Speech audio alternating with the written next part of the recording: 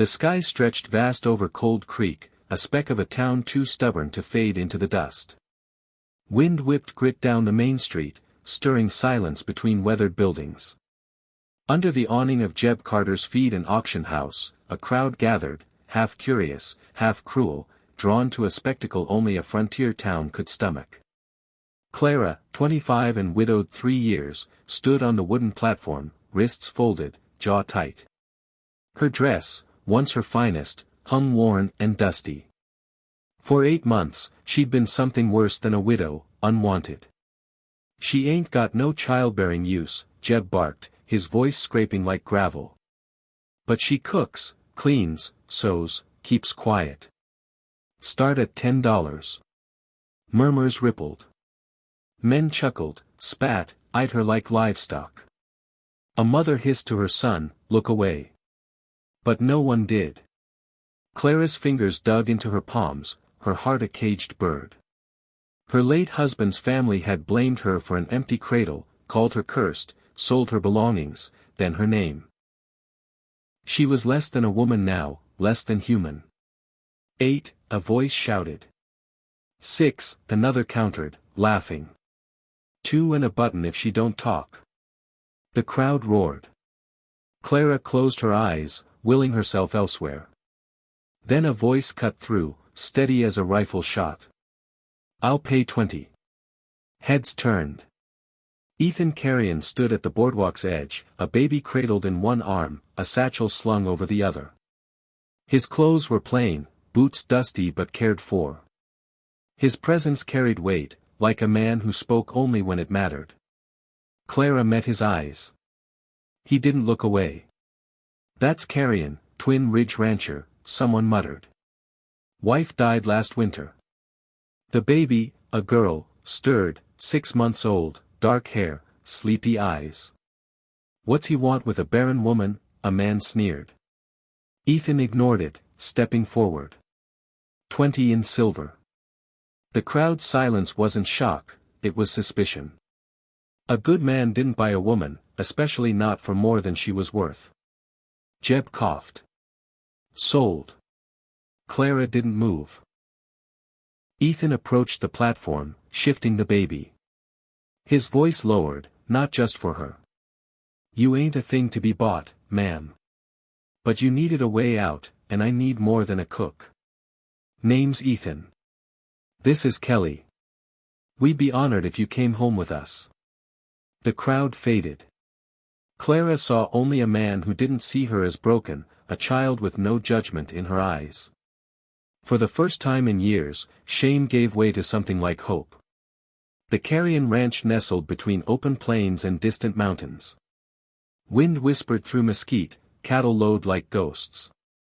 The house was modest, whitewashed wood, a wraparound porch, smoke curling from the chimney. Clara sat stiff in the wagon as they passed the gate, hands twisting her skirt. Ethan said little, checking on Kelly, asleep against his chest. No chains bound Clara, but trust came slow. "It's warmer inside," Ethan said, nodding to the door. "I'll bring your things." "What do you want me to do?" Clara asked. "Help where you can, mostly with Kelly." Inside, the house smelled of firewood, leather, and faint sweetness. A stone fireplace warmed the room, 2 chairs sat worn but sturdy, a carved cradle tucked against the wall. Clara's eyes lingered on it. "She won't sleep there," Ethan said. "Cries unless I hold her. I ain't much good with her yet." Clara approached the cradle. Kelly's tiny chest rose softly, her lashes long, fingers curled. Hesitant, Clara lifted her. Kelly stirred, then smiled, a toothless, radiant grin that cracked Clara's heart open. She held the baby closer. "She likes you," Ethan said, a hint of wonder in his voice. "I don't know anything about babies," Clara whispered. "She don't know that." That night, Clara rocked Kelly by the hearth, unable to set her down. Ethan fumbled in the kitchen, spilling milk, cursing softly. He wasn't graceful, but he tried. Later, he took Kelly, humming awkwardly until she calmed. Clara lay awake on her cot, the prairie wind howling outside. She could leave tomorrow. No one would stop her. But Kelly's smile, Ethan's quiet kindness, whispered she still had worth. She stayed. Days slipped by like wind over grass. Ethan worked the pastures, Clara learned to bake, soothe Kelly, and find rhythm in the ranch's quiet. One stormy afternoon, Clara sewed by the hearth while Kelly napped. Ethan returned early, rain-soaked. She slept through the thunder, Clara said. Trusts the storm now. Ethan nodded. You got that effect. Lightning danced that night as they sat on the porch, Kelly cooing in Clara's arms. Ethan spoke suddenly. My wife was Annabelle. Died birthing Kelly. Bled too fast. Never held her. Clara's voice softened. I'm sorry. I was angry, he said. Thought I could have saved her. She'd be proud of you, Clara said. He laughed dryly. You ain't seen me change a diaper. I've seen worse. She smiled. Days later, Clara watched Ethan mend a fence in the rain. She brought his coat. You'll catch cold. He took it, surprised. Thank you. That week, Kelly fussed louder than usual. Clara's humming faltered, tears spilling. Ethan sat beside her, silent, present. In the firelight, she whispered, they called me barren, useless. You're not, Ethan said, barely audible. The next morning, a rattlesnake slithered into the kitchen. Kelly screamed. Clara grabbed a hot skillet, striking until the snake lay dead. She scooped Kelly up, rocking her, heart pounding. Ethan burst in, rifle in hand, and saw the scene. No words were needed. Clara knew, Kelly was hers now, by choice, not blood. Cold Creek's gossip spread fast. He bought her, they whispered. Barren, useless. Clara felt it in the mercantile's sidelong glances. She bore it, chin high, Kelly on her hip. But doubt lingered. One night, Ethan found her staring at Kelly's cradle. You're thinking of leaving. I don't belong, she said softly. You don't belong to anyone, he replied. But you belong somewhere. Next day, Ethan rode to town. At the saloon, men jeered. Buy another one, carrion. Ethan's voice was steel. She's under my roof, watches my child, cooks my meals, speaks when she pleases. Say it to me, not behind her back. Silence fell. No one challenged him. He rode home. Clara stood on the porch that evening. What did they say?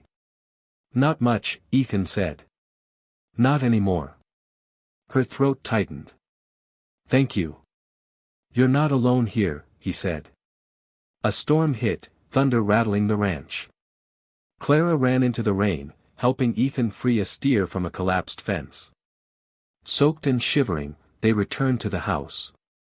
By the fire, Ethan spoke, raw. Thought I lost a steer tonight. All I could think was Kelly, if something happened to me. Clara's voice was soft. I thought being barren meant I was empty. But Kelly doesn't care. Neither do you, do you? Not one damn bit, he said. He laid his hand on hers, gentle, present. She didn't pull away. They sat, shoulders close, scars unspoken but understood.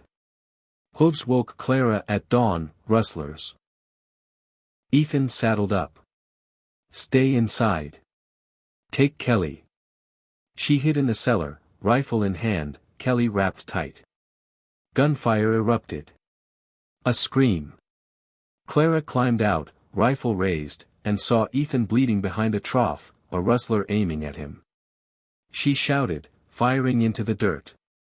The man faltered, Ethan tackled him.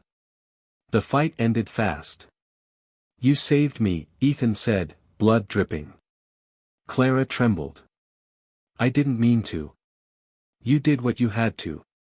Townsfolk arrived, whispering. She shot at a man. Saved the ranch. Clara became Mama in their stories, her spine steel. She didn't care for their words anymore. A letter came from Fort Worth, offering Clara a housemaid's job, legitimacy, a clean slate. She told Ethan, voice heavy. It's a fresh start. You don't owe us anything, he said. You deserve happiness. Kelly clung to her, whimpering. That night, Clara burned the letter. Ethan saw the smoke.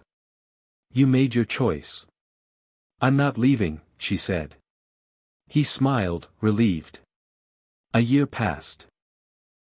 The ranch thrived, fences strong, garden blooming.